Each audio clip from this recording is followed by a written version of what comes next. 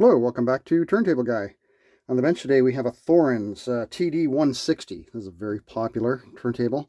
A lot of people probably started off their audiophile adventure with a table like this. I know I did, except mine was a 166, which is probably not as nice as this one, especially in the arm department. But it was definitely a nice sounding turntable. This one here is what we're going to do as far as servicing is a quick service. This is going to be a flipper table. The gentleman has purchased this solely to flip it. So we're just going to lubricate it, check the belt, check the speed, all that kind of stuff. Check the stylus, set up the arm, and send it out the door. If you're looking for a more thorough Thorens service, I did a 125. You can look in my repertoire there and have a peek at what I did on that one. But as far as the 160 is concerned, like I mentioned, it's just here for a quick one. We're not even going to open up the bottom, provided everything works correctly. Okay, so how do we remove this? Oh yeah, just like that. Okay. We've got a loose hinge. I'll have to glue that back in because there's no other way for that to hold in. If you're looking down and saying, hey, that's not the right adapter, correct. This is a Sony adapter. So what'll happen is because you don't have the correct Thorens 45 adapter in here, it's actually part of the subplatter. This mat will not sit still. I mean, it'll sit still, but it's not going to be nice and centered. So the gentleman has already ordered a new one. So we're just going to take the Sony out of here if we can. Good heavens. I hope he didn't glue that down.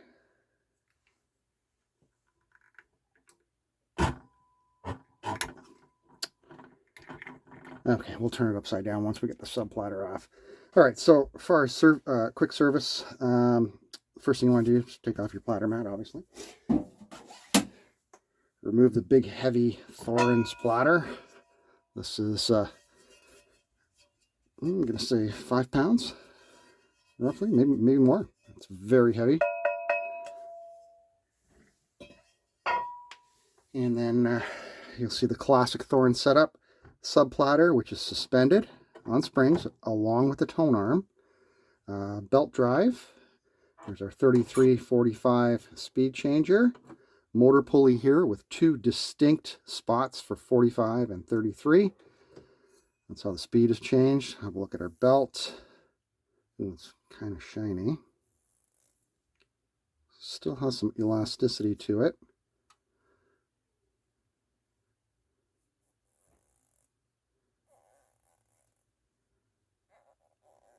Definitely has more wear on one side than the other. We'll give that a cleaning with alcohol. I was thinking about boiling it, but I don't think so. It's got good elasticity, and it's nicely tight against the subplatter and motor, so that's all good. Okay, next thing, you want to pull up your... Okay, this thing's really pissing me off. Why isn't it coming off? Pull up your subplatter. Have a look at the subplatter. Have a look at the axle here, okay? Make sure there's no wear marks. If there are no wear marks, that means, you know, you've got lubrication. Now I'm going to have a peek down the main bearing here, so excuse my head. Yep, there's oil in there, which is good to see, okay? We're going to change out that oil, but at least it's lubricated. We know it's lubricated. I cannot get this 45 adapter off. Oh, I got you. There. Okay, so what happens is the real Thorens one sits in here, and you rotate it so you put it down flat for like a 33 record, and then you can pull it up, turn it around, put it back down, then it sticks out a little bit proud of the subplatter here, and then you can put your 45s with the big hole on there. That's how that works. But right now there's just this Sony one on there. Okay, so what are we going to do? We're going to do the spindle. So we want to remove the old oil. So just use a dry Q-tip for now. Let's zoom in here a moment and try to sop up as much of the old oil as you can. As you can see, it's quite dirty, so it's due for a change. And you can just wipe down the sides a little bit. Continue to sop that up. Still pretty dirty. And now we're going to clean out the bearing with alcohol.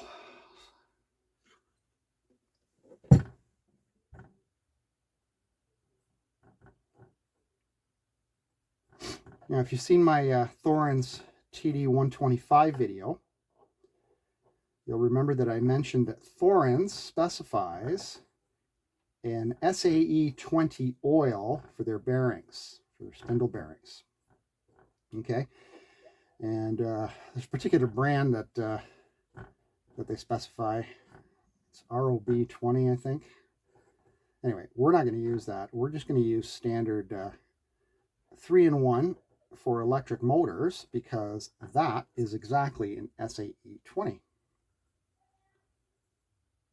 And we're not in Europe here, so it's a little bit more difficult to get the oils that they specify. Excuse my head again. Nice and clean.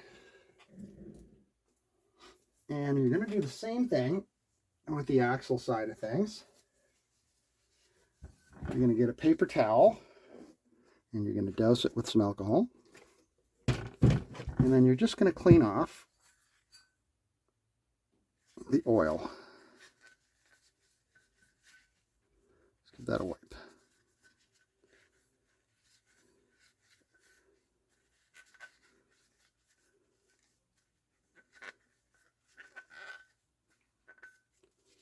Okay, so that's all nice and clean. And with the side you didn't contaminate with oil, just get some alcohol. And you're going to want to clean with belt rides on the subplatter.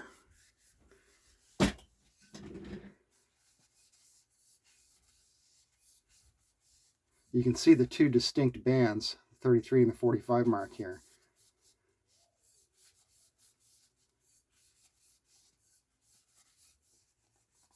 And you can see what's coming off of there. Okay, now just set that aside for now, and now we're gonna work on our motor. Here's our motor.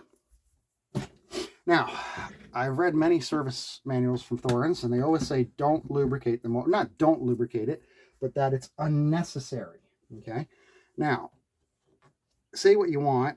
Perhaps it is unnecessary, you know, a year or two after buying the turntable, but after 40 or 50 years or however long it's been, I think it's necessary to give that top bearing a drop of oil. And we're going to brush off this belt residue as well. Get that out of there. Okay, so get that out. Get your little oiling spout here, and just put a drop at the shaft on the bottom of the motor.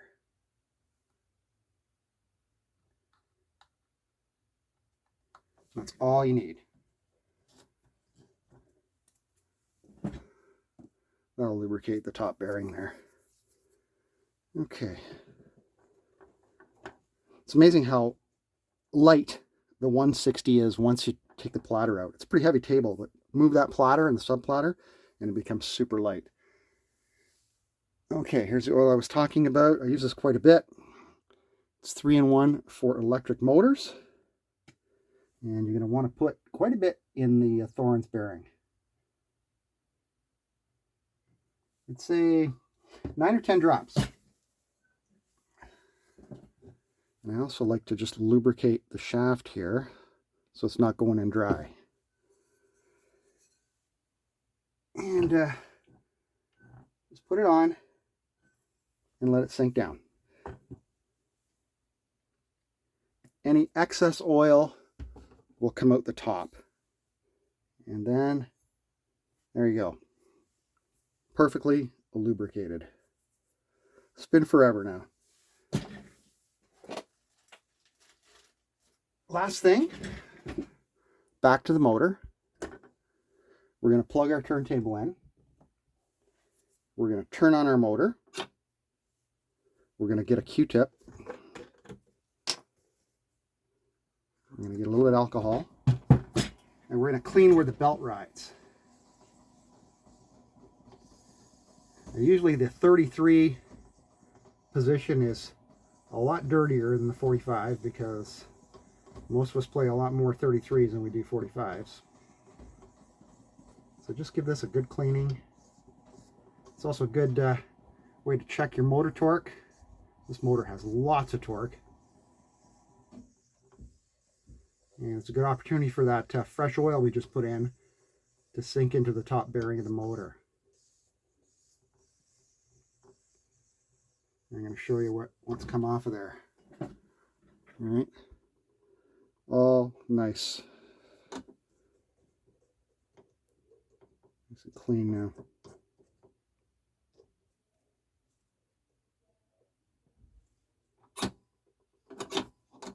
Good.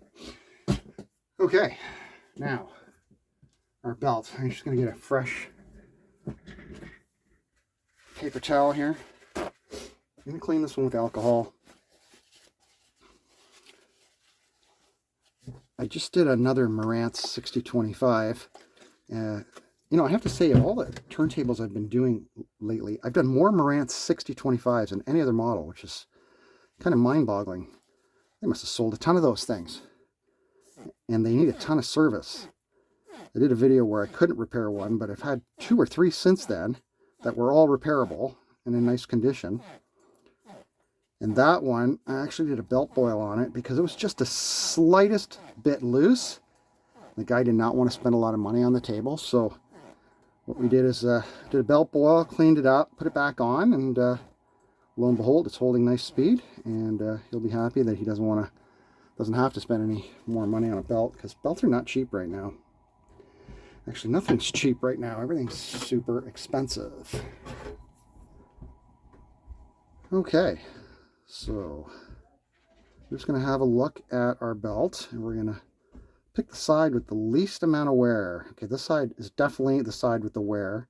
So we're going to put this on the outside. And we're just going to wrap our belt around our subplatter. Let's go around the motor first. There we go. Okay, it's still plugged in. Let's zoom out.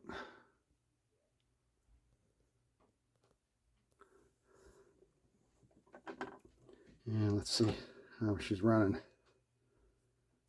Oh, looks like it's running very nicely. Okay, let's put our big beast of a platter back on. And let's check our speed.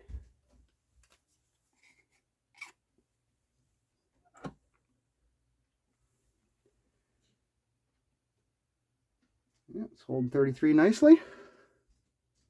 Check 45. Also good. So I'm happy with that. Down to 33. Very nice. Quiet. Thorens are really quiet tables. I'm a big fan. All right, let's do our arm.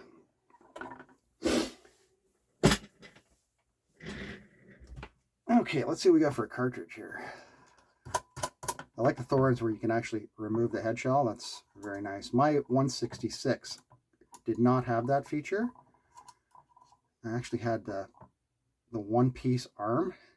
It was very annoying when you had to change a cartridge. This one's a little stuck. There we go. What do we got here? Oh, it's a Stanton. Looks like a Stanton. It's got no markings on it at all.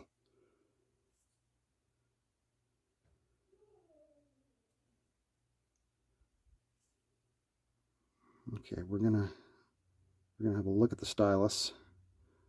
I'm gonna have a look at it underneath my magnifying glass first. See what we're looking at here.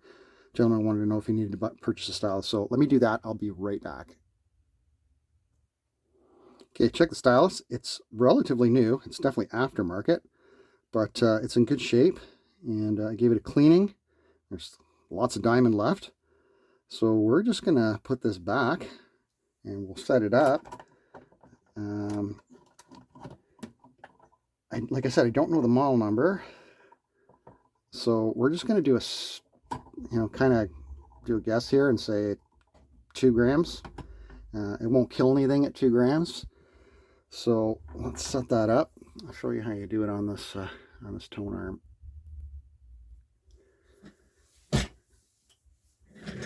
Okay, first thing we want to do is put our anti-skating to 0, which is this knob here.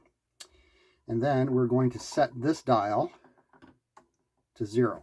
Okay, so we should have 0 balance now if this was set up correctly.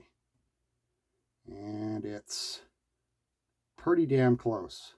So what you want is you want your arm floating. And this one's just a little heavy. So there's a little knob back here. You see that okay? Knob right here. You just want to loosen that and move the counterweight back just a smidge.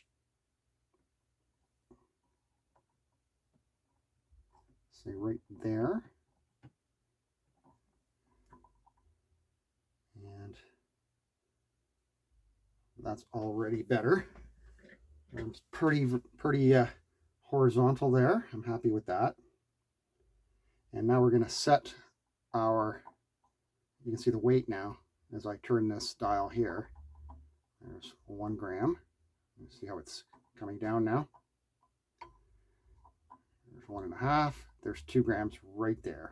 2 grams of weight. And we're going to set our anti-skate at number 2 as well. I believe this means either wet and dry tracking, and then wet and dry, and then conical and elliptical. I'm just going to set it right here at 2. And I think we should be done with our service. Now, if I put that like that, will it be easy? The problem here is that it will be easier to remove like this. The problem is that this is a little bit thicker than the Sony. So it really pushes down. So I'm just going to leave it like that. That way, when he gets his adapter, he can just get his fingers on here and pull this sucker out like this. So I'll leave that like that. And I don't think it's going to matter for the record. No. Okay. Okay, the last thing we do here is we'll give it a sound test. Make sure our cabling's good. Because if our cabling is not good, this is going to turn from a quick service to a not so quick service. Thorens are not duals. They usually have decent cabling. When you get an older dual, it's almost guaranteed that you're going to be replacing the cables or the plugs. I don't know what it is or who their supplier was, but their cables are terrible. One thing I don't like about Thorens turntables is they're really ugly plugs. And what's this? Phono 2 right preamp. Phono 2 left preamp. Left. Right, here's the, sorry whoever wrote that, that's going to go away. There's an easier way of doing that. You can just go like this. Get yourself a red Sharpie. Find the right, and just do something like that. That way you know that's right. Okay. Doesn't look like we have a ground in this turntable. Internally grounded. Plug it in. Our preamp. Plug in our power. Turn on our amplifier. No noise, which is awesome. I'm just going to check the stylus here. Ah, beautiful. Let's put on our record.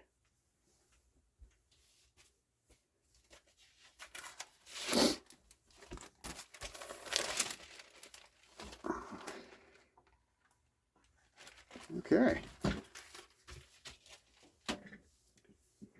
Okay, queuing up. Motor spins up fast. This over. How's our height? Height could be a little higher, to be honest with you. I'm not very happy with how high this is. It's not enough room here, really. There's not even a millimeter of space. Okay, let's do that while we're here. There is a little Allen screw on the side of the arm lifter here, and we're just going to adjust that. Get a little bit more height on our queuing. Let's see what size that is. Queuing is up.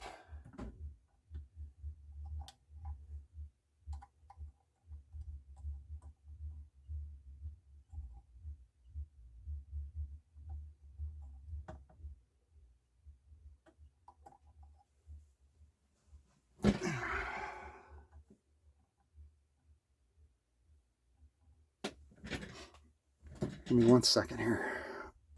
Sorry, I was having a problem getting that nut loose. It's probably never been loosened. Had to crank down a little bit. So I've got quite a bit of height here. So it's just a matter of playing with the height adjuster here and getting it where you want it. And this thing's it's never been adjusted, you can tell. So, okay, now we're getting somewhere here. So I'm going to say right there is where I'd like it. So there's a little bit of room for the stylus to drop. So then you just want to tighten this nut. Remove that and see how our drop is now. Much nicer. That is a lot better. Okay, happy with that. Let's go back to our sound test.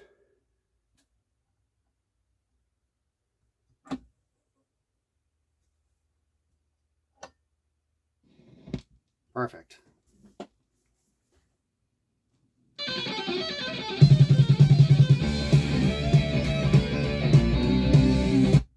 That's great. Now at least it's, it's a good ½ inch off the record. Check. Check. 1,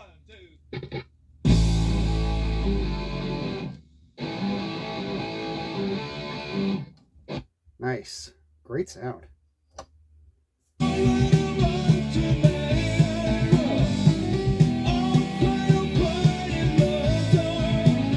Awesome. That's it. That is the quick Thorens service. Tone arm back in. We'll leave the queuing up. Turn off our motor. Man, this thing's running beautiful. Boy, if you get a hand on one of these guys, pick it up. These are really nice turntables. Sound fantastic, especially with the correct cartridge. That Stanton sounds really good on there. Nice deep bass. Really like the sound of that. That's it. That's a quick Thorens service. So this one, like I said, is going for a flip. If you're in the southwestern Ontario area, keep your eye out because it's going to be up on the block very soon. Tomorrow's March the 1st. I'm not sure when this video is going to come out. It's probably going to be gone by that time. But yeah, nice table. Anyway, thanks for tuning in. Appreciate it. Like, subscribe, all that kind of good stuff. And we'll see you in the next one. Bye.